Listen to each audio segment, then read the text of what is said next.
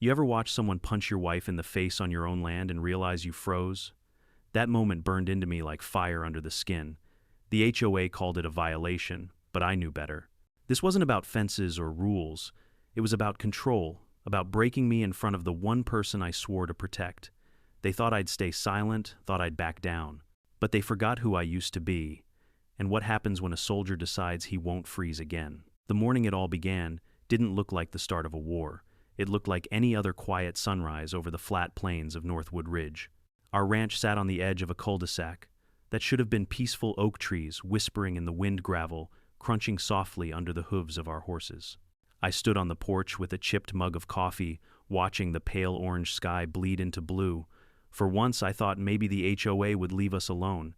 Maybe today would be just another day. But peace is fragile, and it never lasts long where Karen and her HOA enforcers are concerned.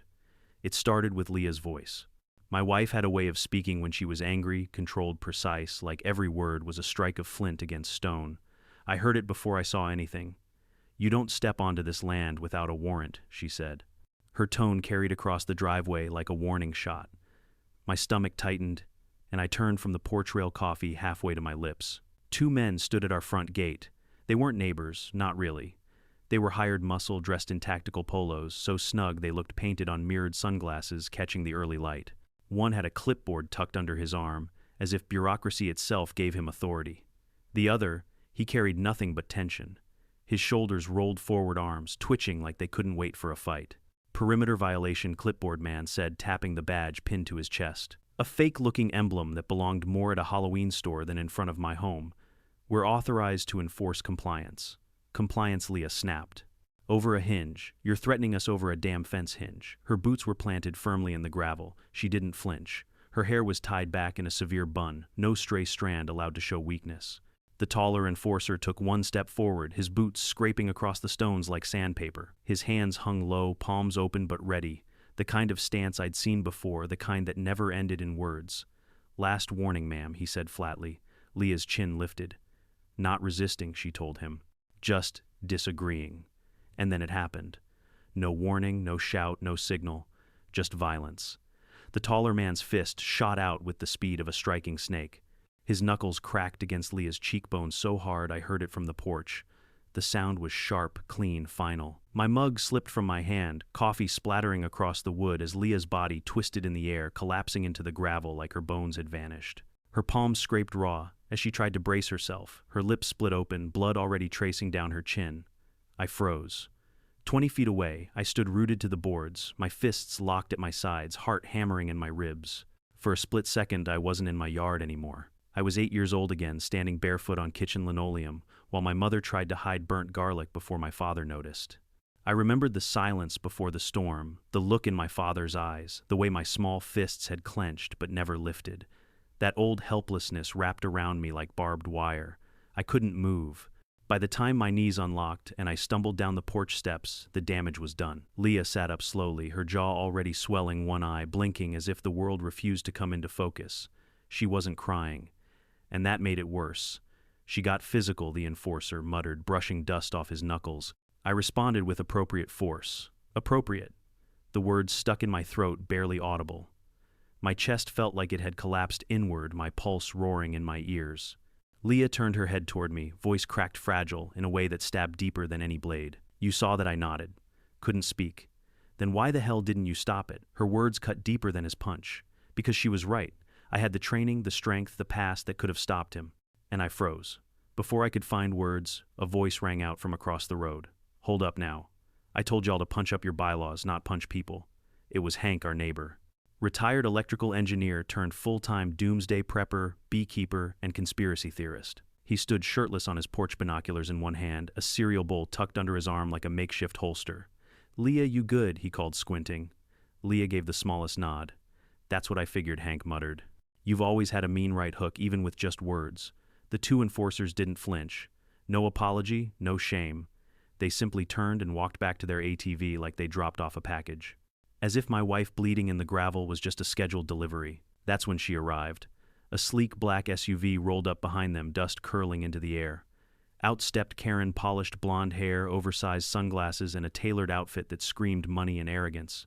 She didn't look at Leah with concern. She looked at us the way someone looks at expired yogurt in the fridge. I assume you'll want to file a complaint, Karen said coolly. The board's email is listed in the monthly newsletter. Do check your spam folder. Leah coughed, holding her ribs, and Karen added, had you addressed the fence violation, this could have been avoided. She tapped her phone screen and returned to her SUV without waiting for a response. Gravel spat from her tires as she drove off. Hank muttered, she makes Emperor Palpatine look like a school counselor. He spat into the dirt.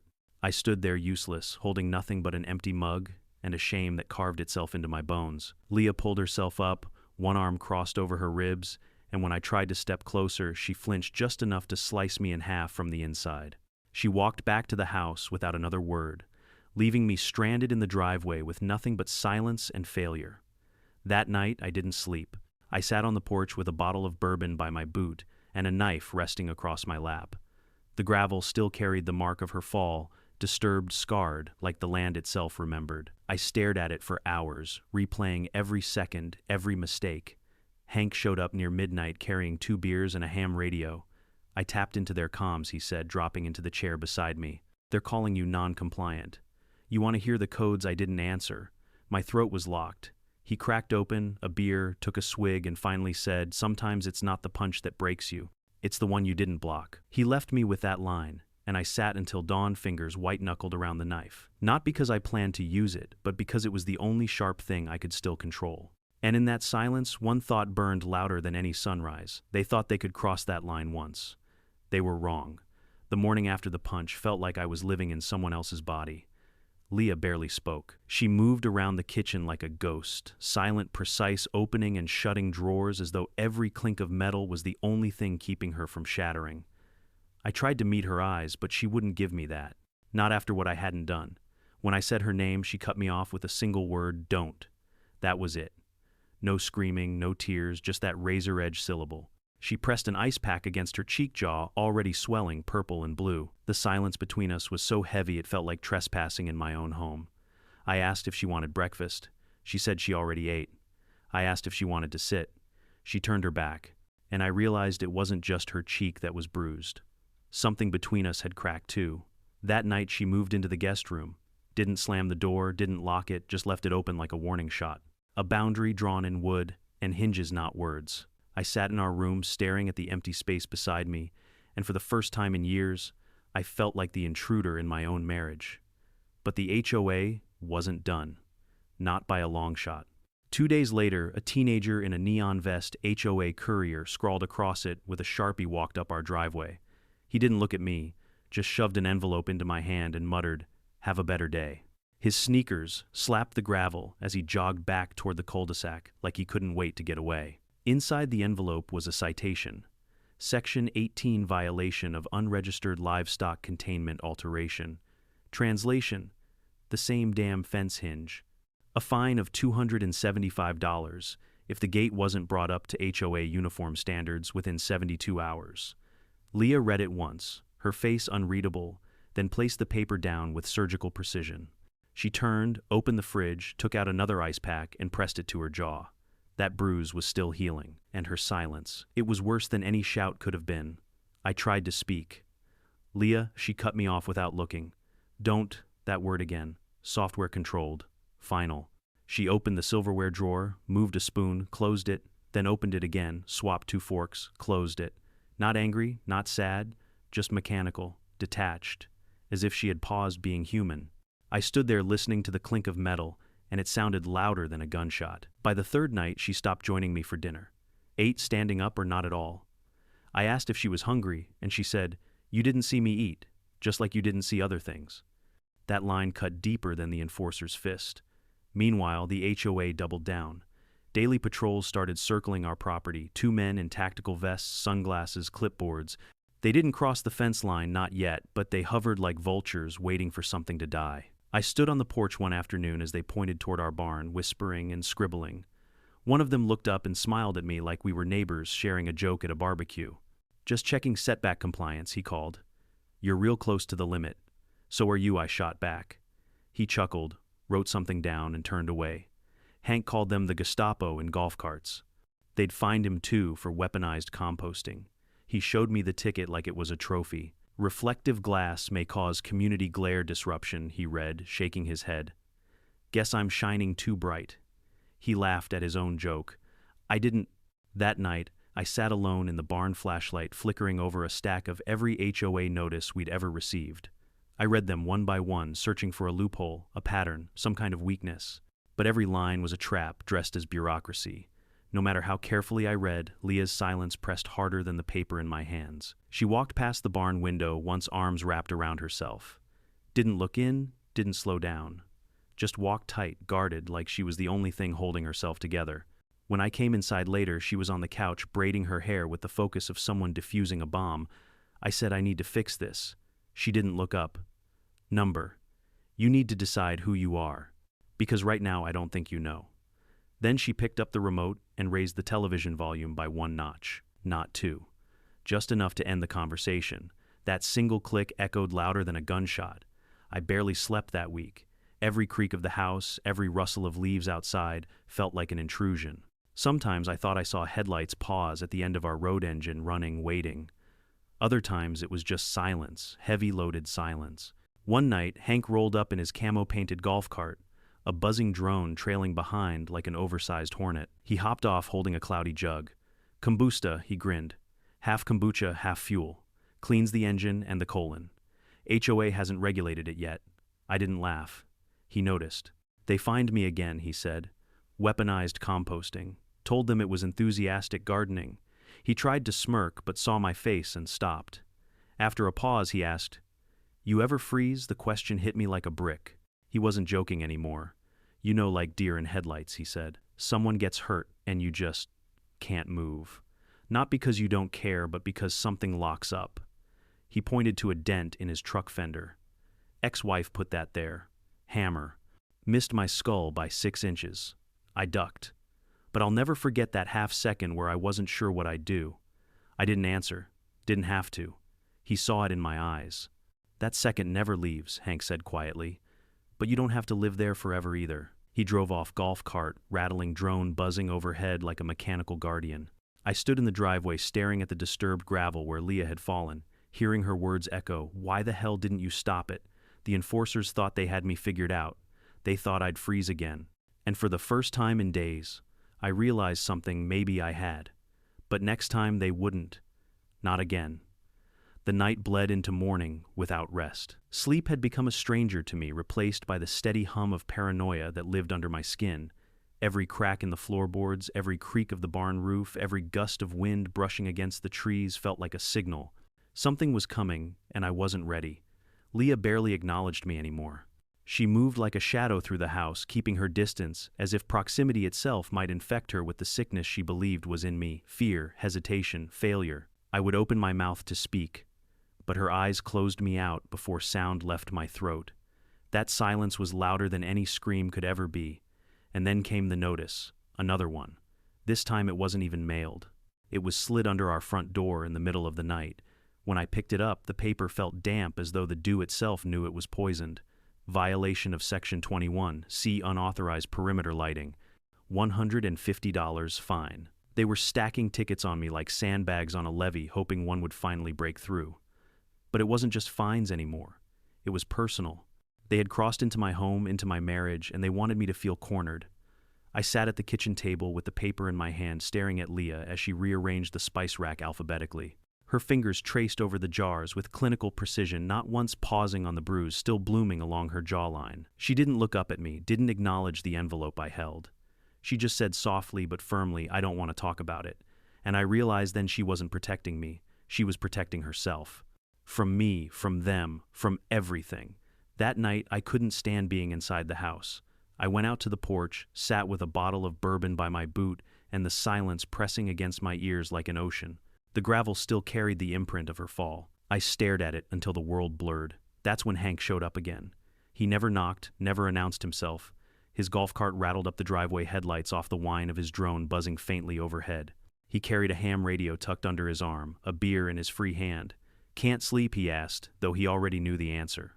I didn't respond. He sat down beside me, placed the radio on the porch railing, and flicked it on. Static filled the night, crackling, whispering like ghosts stuck in the wires. Then came voices. Non-compliant property. subject to escalation. Owner displays aggressive tendencies, maintains surveillance. I clenched my jaw. They're talking about me. Hank nodded. Tapped into their comms last week. They've got your name on repeat like a bad pop song. He tilted his head, studying me. Want to hear the rest? I didn't answer, but he played it anyway. The static cleared, and a voice came sharp through the frequency. Use the wife. He'll snap. He always does. My chest froze solid. Play it again, I said. He did. Same words. Same venom. Use the wife. He'll snap. He always does. My fists curled so tight I felt the skin crack along my knuckles. Blood beaded where nails dug into flesh. Hank's eyes narrowed as he glanced at me. You recognize the voice? I nodded. I knew it too well. Ray Dobson. The name was ash on my tongue. Hank frowned.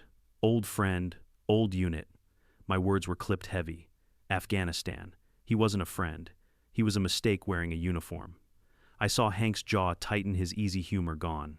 And now he's working for Karen. I didn't answer. My mind was already back in the desert, dust choking my lungs, sweat running behind my ears. A mission that wasn't supposed to be loud. Civilians in the crossfire.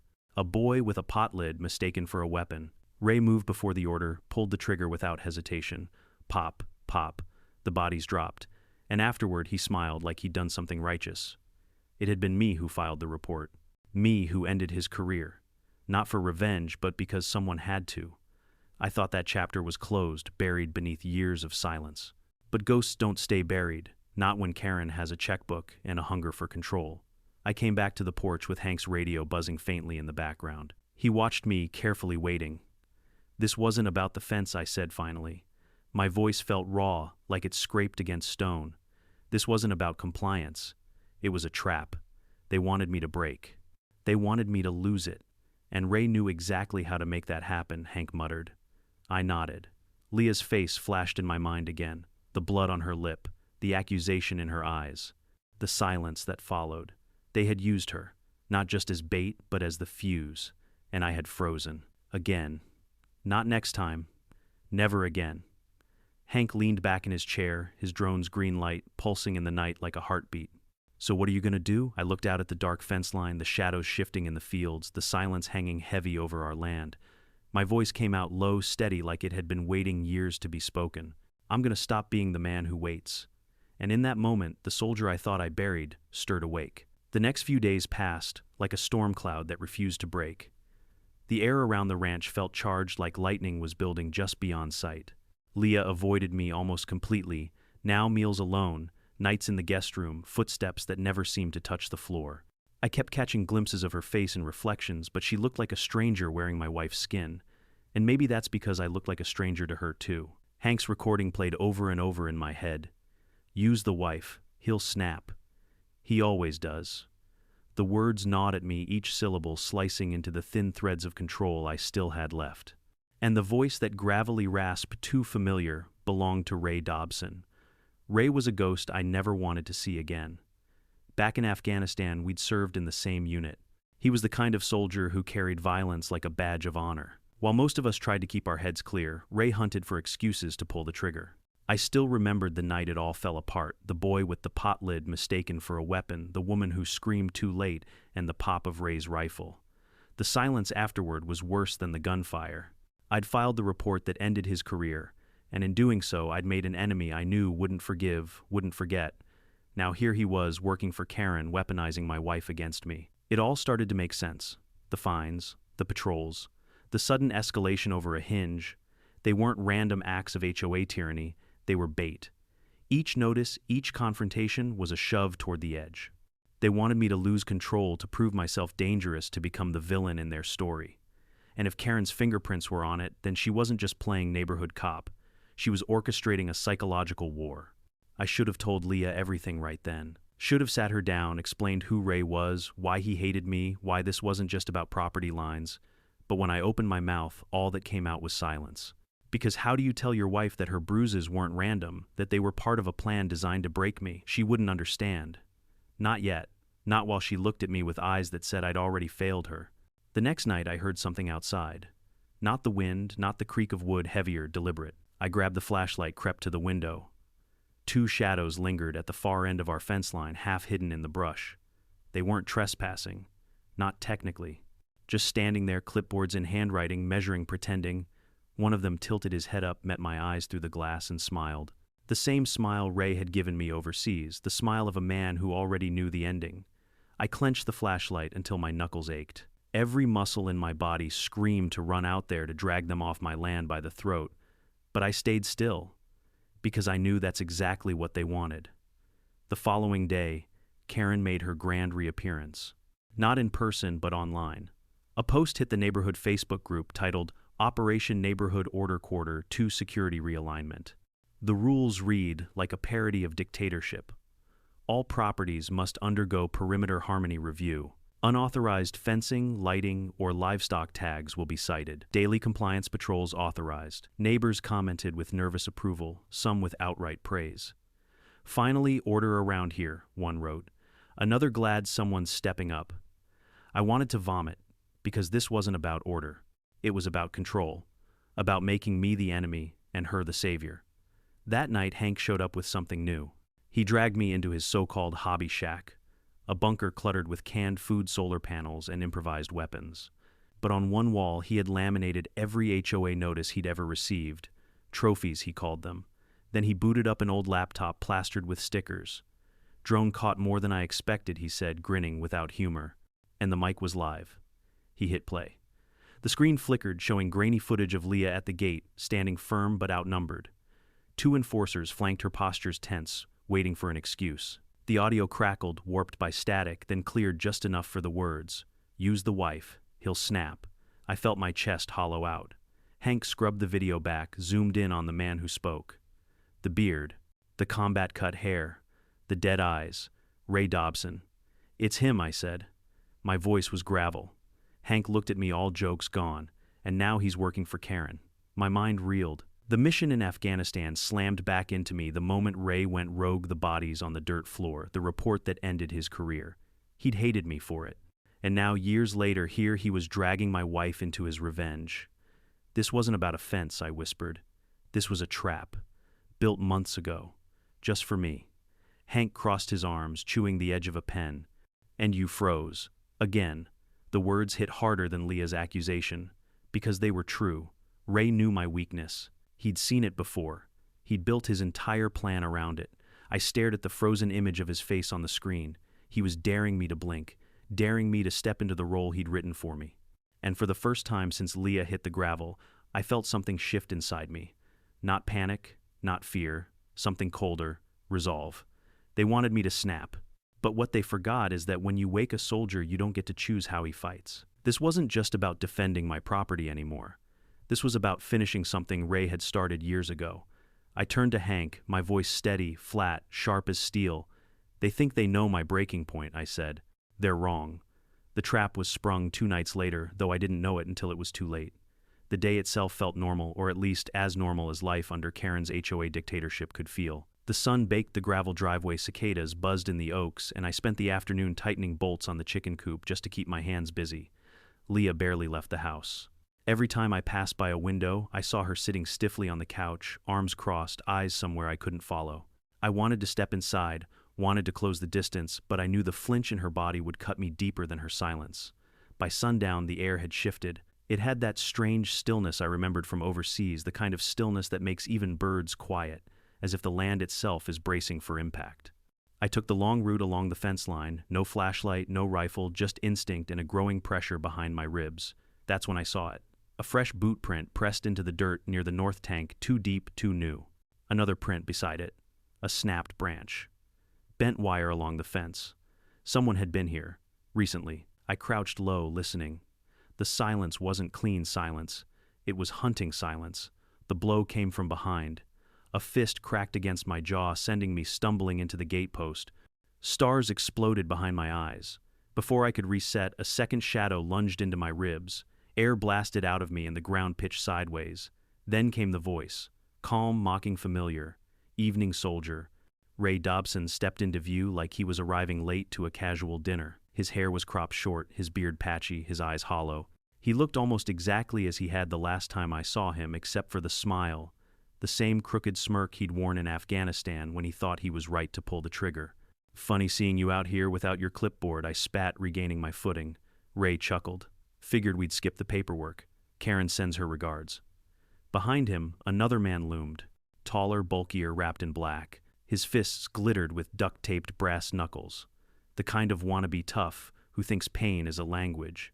He swung. I ducked. The punch whistled past my ear, and I grabbed a loose fence latch from the post. Metal bit into my palm as I swung upward, connecting hard with his thigh. He howled, staggered, but didn't fall. Ray just smiled. You used to hit harder, Ellis.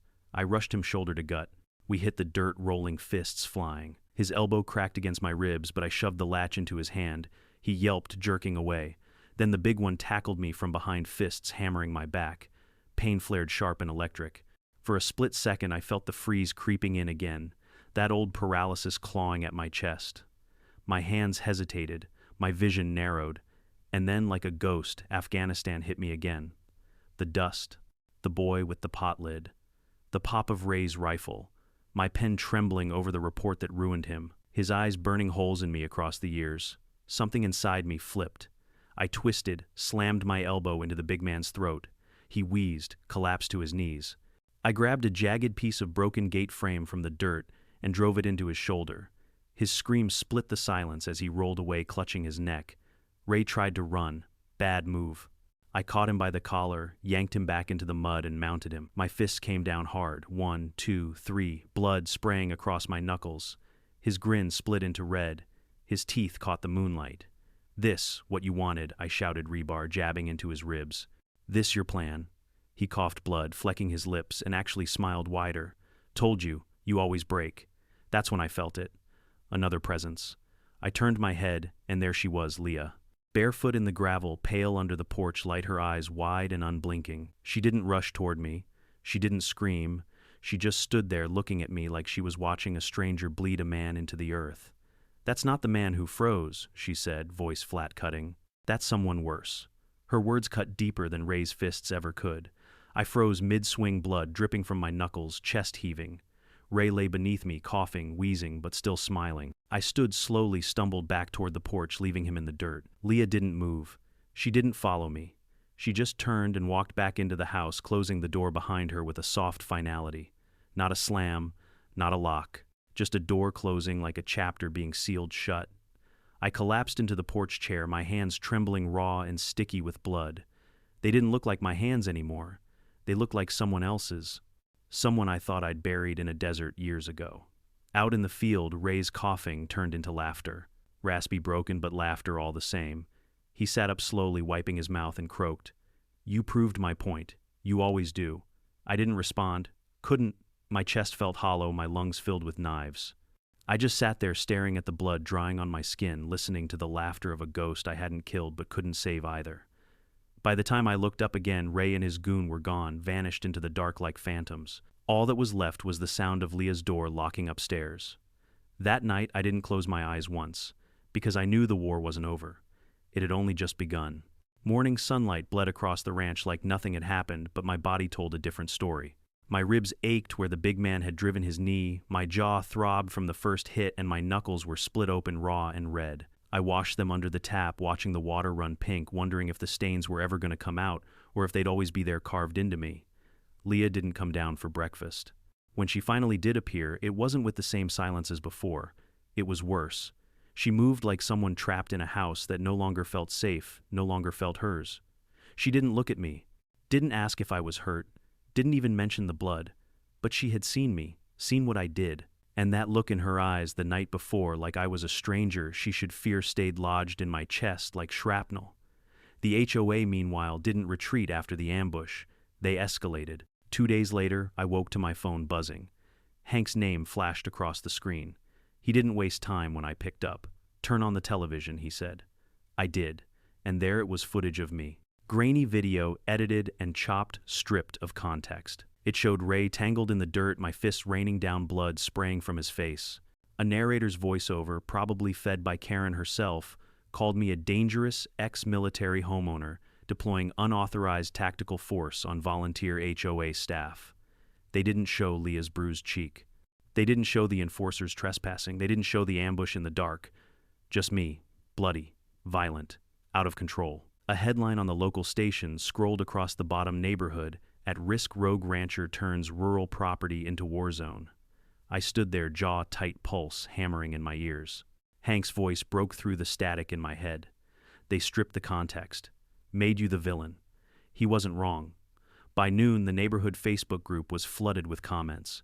Some said they always knew I was dangerous. Others said Karen had been right all along. A few asked if the sheriff should step in. My name was smeared across the community like a warning sign. And then came the letter. Hand-delivered again. This time not by a kid, but by a man in a suit. He didn't speak a word, just handed me the envelope with a look of quiet disdain. The seal was heavy, embossed, expensive. Whitaker, Griggs & Bell, one of the most predatory law firms in the state. I tore it open. Inside, a formal notice: violation of Code 32C, aggravated trespass deterrence. Accusations of hostile intent toward recognized HOA volunteers.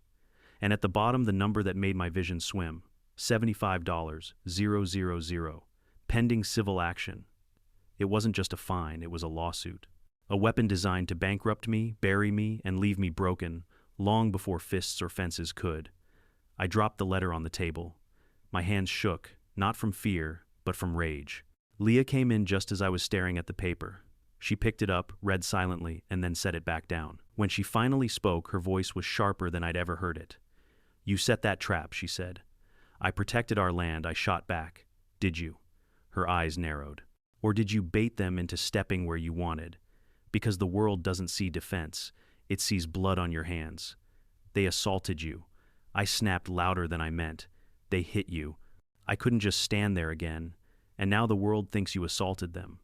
She cut me off with a tremor in her voice. "Do you understand how that looks? Do you understand what that means?" I opened my mouth, but the words died in my throat. She didn't stop. "I don't know who you are anymore," she said finally. "But whoever this is, he scares me more than they do." Then she turned, slammed the guest room door, and left me standing there with nothing but the echo. That night I sat outside on the porch, no bourbon, no knife, just the weight of my own breath. Across the road, headlights idled half a mile down, engine running. Watching. Waiting. I clicked on my flashlight: 1 flash 2 3, a code only Hank and I used when the world turned strange. For a moment, nothing. Then, a single flashback. Not Hank, someone else. They were watching. Not to fight, not to trespass, just to frame. Karen and Ray thought they were writing the script, turning me into the monster, painting me as the aggressor while their hands stayed clean. But they'd made one mistake. They forgot who finishes wars. This wasn't about fighting anymore. Not fists, not fences, not fines. This was about control of the story. And if they wanted to turn me into a villain, they'd find out soon enough. I don't just fight back. I erase the board they're playing on. The days that followed were unlike anything I'd experienced before. Combat overseas had been clear in its own twisted way: targets, orders, objectives. But this was a war fought in shadows and signatures on fences and Facebook posts. Karen and Ray weren't just trespassing on my land. They were trespassing on reality itself, twisting the narrative until I was the villain everyone wanted to fear. But I wasn't going to play their part anymore. I started where I always had the land. I dug out the old ranch schematics I'd drawn years ago when we first moved in. They were supposed to map water flow, fencing layouts, and pasture divisions. Now they became something else: a battle plan. I marked blind corners, elevation dips, choke points, every spot where an intruder might crawl, every angle a camera could miss. The paper filled with red lines, circles, and notations until it no longer looked like a farm, it looked like a war map. I spent hours walking the perimeter, stringing fresh steel wire, embedding bottle cap chimes and bell triggers every 20 feet. To most, it would look like junk. To me, it was an early warning system, a language only I could hear. At the 50-foot marks, I installed Hank's Frankencam's hybrids of drone parts and busted iPhones. Each lens covered blind spots, each angle feeding back into a battered monitor. Hank handed me with a grin. "Gets sharper the more paranoid you are," he said, tapping the side. For once, I didn't smile. By the time dusk fell, the land didn't feel like home anymore. It felt like me. Every wire, every sensor, every alarm was an extension of my nerves stretched taut across the soil. Leah noticed. She stood in the barn doorway one evening as I laid out old gear I hadn't touched in a decade: combat gloves, a field radio, even a pair of boots, still caked with Afghan dust. Her arms were crossed, her face unreadable. You planning to fight a war, she asked softly, or survive one? I looked at her, tried to find something to say, but the words wouldn't come. Finally, I said, I'm planning to end one. She didn't argue, didn't nod.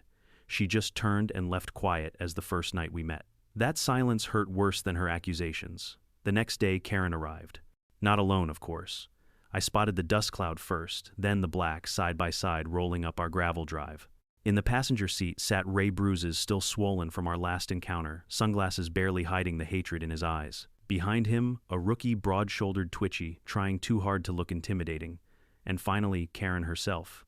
Perfect blonde hair, pressed polo tablet tucked under her arm like a court order.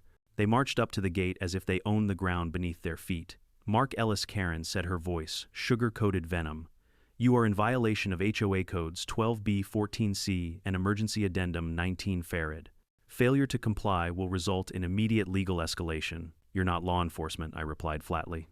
No, she said, tilting her chin. But I'm the one who decides what happens next. Ray shifted his stance, scanning the field like he was still on patrol overseas. His eyes lingered on the barn, the porch, the horses. He looked uneasy. Good. The rookie cracked his knuckles. Amateur move. He had no idea what he'd walked into. I let the silence stretch, the kind that builds pressure until someone cracks. Then Ray's boot scraped against the gravel and pressed down on the second gate post. Click. He didn't notice. But I did. A split second later, the land answered. A net whipped upward, yanked by counterweights I'd rigged with old ranch pulleys. Ray was caught mid-step, slammed face first into the dirt, his knee twisting sideways with a sickening pop. His scream tore through the quiet. The rookie rushed forward instinctively, exactly as I'd hoped. A tripwire snapped, triggering a rigged bucket from the barn loft. Red liquid splashed across his chest, a mixture of cattle-deterrent fish oil and Hank's homemade hot sauce. He slipped, fell hard, and rolled straight into another tripwire. Boom. A flash can detonated with a deafening roar of light and sound. Then another, and another. The rookie clawed at his ears, howling. Karen stumbled, her sunglasses, falling tablet, crashing into the dirt. She scrambled to her knees, screaming, "This is illegal, you'll pay for this." I stepped forward, slow, deliberate boots crunching gravel like punctuation marks. My shadow stretched across Ray as he writhed in the dirt. I planted my boot on his chest and leaned down. "You crossed the line," I said. Ray coughed blood, smirking even through the pain. "You set a trap." "No," I replied. "I built a boundary. You chose to ignore it." Karen's face drained of color. She staggered backward, voice cracking. "This is still HOA land." "Not anymore," I cut her off. "You stepped off your yard. Now you're on mine." Her lips trembled. For the first time, I saw fear in her eyes. She turned, almost stumbled, and bolted toward the side by side. The rookie crawled behind her, soaked in slime and shame, still blinking from the flash cans. Ray tried to rise, his face mangled, but I pressed him back down with one hard push of my boot. He wheezed, clutching at the dirt. His smile faltered. "You thought you knew me," I said coldly. "You thought I'd break. But you forgot what happens when I stop freezing." I released him, stepped back, and let them go. They left like trespassers in their own story. Karen pale and shaken, the rookie gagging, Ray limping so badly he had to lean on the rookie's shoulder. Dust rose behind them as the side-by-side disappeared down the road. Silence fell again. I turned toward the house, and that's when I saw Leah in the kitchen window. She'd seen everything, the traps, the violence, the blood. Her hands were still, her face unreadable. She didn't open the door, didn't rush to me. She just looked at my hands, at the red stains across my shirt, at the land that no longer looked like home but like a battlefield. "You didn't freeze," she said quietly through the glass. "No," I whispered back. "But you didn't blink either." Then she turned and walked away. Her door closed upstairs. Not slammed, not locked, just closed. The sound echoed louder than any explosion. Because for all the victory I thought I'd won, the cost had already been written. The night after Karen's retreat was supposed to feel like victory. I had beaten them at their own game, outsmarted Ray, humiliated the rookie, and forced Karen herself to stagger back into her SUV like a wounded queen. The land was mine again, the perimeter held, the traps worked. By all measures I had won. But inside the house it didn't feel like a win. Leah didn't greet me, didn't even come downstairs when I finally stepped through the front door, shirt reeking of sweat, fish oil, and dirt. I heard the faint sound of her footsteps upstairs, heard her door click shut, not slammed, not locked, just shut with the same finality of a coffin lid. I sat in the living room, staring at my hands. They were still trembling, red stains crusted into the creases, blood mingled with mud. These weren't the hands of a husband. They were the hands of a soldier who had turned our home into a battlefield. And the truth was, Karen knew it. The next morning, Hank showed up, his face grim, for once no jokes, no half-smile. He carried a tablet under his arm like it weighed 100 pounds. "We've got a problem," he said. "And it's not just Karen." He dropped the tablet on the table, hit play. The footage rolled across the screen, grainy, shaky, but unmistakable. Me standing over Ray, my boot pressing into his chest, blood dripping from my fists. The traps firing, the rookie howling Karen on her knees. There was no context. No trespassing, no ambush, no bruises on Leah's face. Just chaos. Just me. "Where did this come from?" I asked, though I already knew. "HOA released it this morning," Hank muttered. "Clipped it down to make you look like some militia nutcase. It's already viral. Local news is calling you the rogue rancher. HOA blogs are painting you as a domestic threat. And Karen, she's doubling down. Legal filings, press statements, everything." I clenched my jaw. The sound of Ray's laughter echoed in my skull. He wanted this. By noon, it was everywhere. The neighborhood group was flooded with posts demanding my removal. A local anchor smiled into the camera as she said the words. This morning, the HOA released footage of an ex-military homeowner deploying what they call unauthorized tactical force on volunteer staff. I didn't even hear the rest, because that's when the knock came. This time, it wasn't a kid or a courier. It was another man in a suit, crisp tie eyes like stone. He handed me a heavy envelope embossed with the same seal Whitaker, Griggs & Bell. Inside, formal notice of civil suit. Damages claimed $75,000. Pending court action. Date set. They weren't just trying to humiliate me. They wanted to bury me. Financially, legally, publicly. Leah read the letter silently, then set it down on the counter with surgical precision. Her voice shook, but not from fear, from anger. "You planned this," she said. I blinked. "What? You built those traps? You staged this? You baited them into stepping where you wanted?" Her eyes narrowed. "And now the world thinks you're exactly who they say you are." I tried to answer, but she cut me off with words sharper than any blade. "You promised to protect me. Instead, you've turned me into bait. And I don't know who I married anymore. Because the man I saw last night, he scares me more than they do." Her words hit harder than Ray's fists, harder than Karen's lawsuits.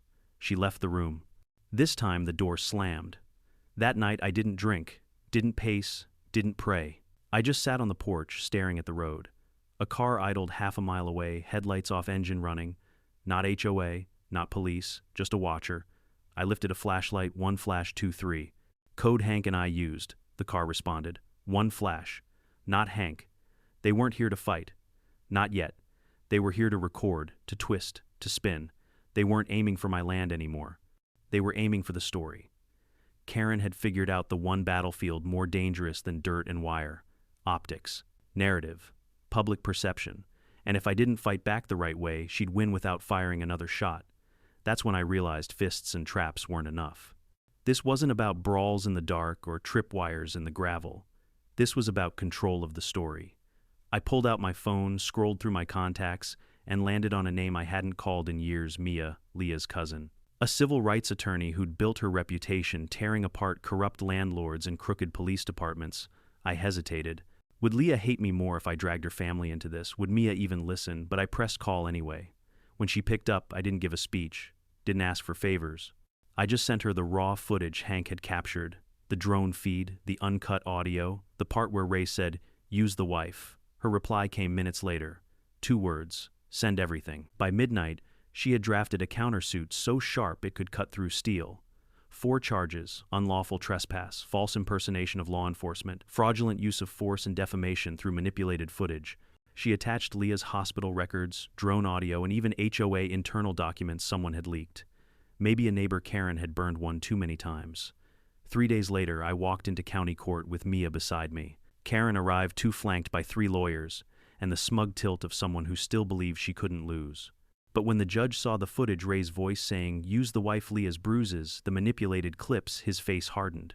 He barely let Karen's lawyers finish their argument before ruling. Permanent injunction. Cease and desist orders. Immediate suspension of HOA enforcement. Karen lost. 3 days later, she resigned. Quiet sale. No goodbye emails. No farewell party. Just a moving van and a half-hearted for sale sign that toppled in the wind before anyone noticed. Ray disappeared too. His name scrubbed from HOA records his number disconnected. A ghost once more. But even with them gone, silence didn't feel like peace. That night I sat on the porch again, the ranch finally quiet. Hank pulled up with 2 beers. "You used to freeze," he said. "Now you're the guy who draws the line." "Is that supposed to comfort me?" I asked. He shrugged. "Nah, just the truth." We drank in silence. Later Leah stepped out. She didn't sit close, didn't smile, just sat, beside me, watching the dusk. "Do you ever miss who you were before this?" she asked.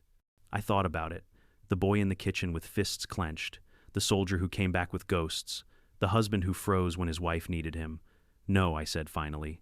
"I think I just became who I was supposed to be." She didn't argue, didn't leave. She just stayed. And maybe that was enough. Because I didn't need revenge anymore. I needed clarity, a boundary. And now Karen, Ray, the whole damn HOA, they knew exactly where that line was. Life has a cruel way of testing us, not in grand battles, but in the quiet moments when we're forced to choose who we really are. For me, the HOA wasn't just about property lines or bylaws.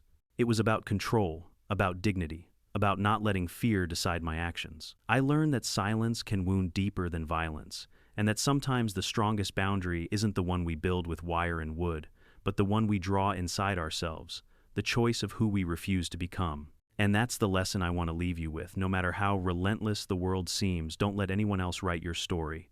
Protect your line, protect your truth. What about you? Have you ever faced someone who tried to rewrite your story? Drop a comment below, share your thoughts, and don't forget to subscribe for more HOA stories.